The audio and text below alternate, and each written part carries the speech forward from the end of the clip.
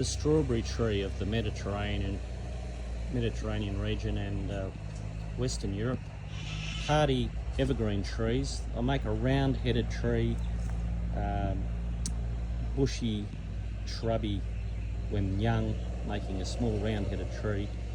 Beautiful flowers. I mean, they vary from purest white through to rich pinks. This one is a selection of ours we named Pink Pearls.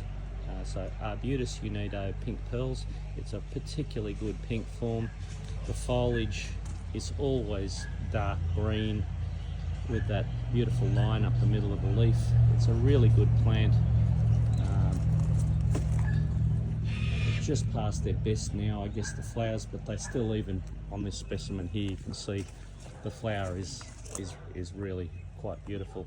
The original tree is now about 6 meters high and a round bushy habit and gets no irrigation, and even through the hottest, driest summers that we've had, it's always looked great. You know, other plants nearby have been suffering, but this plant has certainly been a great success since we named it all that time ago. So Arbutus are a great range of plants. The unedo's bark is pleasant enough, but it's not the peeling, exfoliating, coloured bark that you get on the other Arbutus on madrones. You know, you've got the Arbutus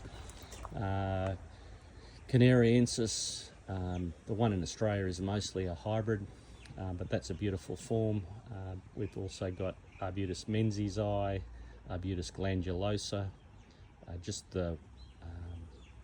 and of course, like I said, they vary from white through to pink, this one being my favourite, which is Pink Pearls. So look up Arbutus. They're a great plant for southern Australia. They can handle dry conditions. If you go to the Waite Arboretum at the University of Adelaide, you'll see specimens of all the rare ones there in really dry, hot conditions in the summers.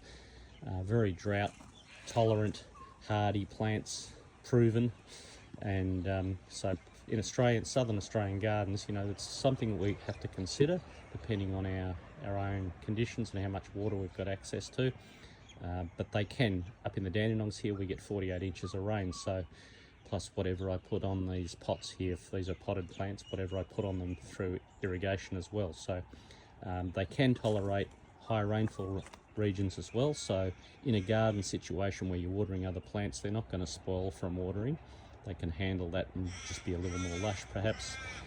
But they make magnificent specimen trees eventually, or you can keep this prune into more of a shrub if you've got limited space. So you can fit it into smaller yards if that's an issue for your space.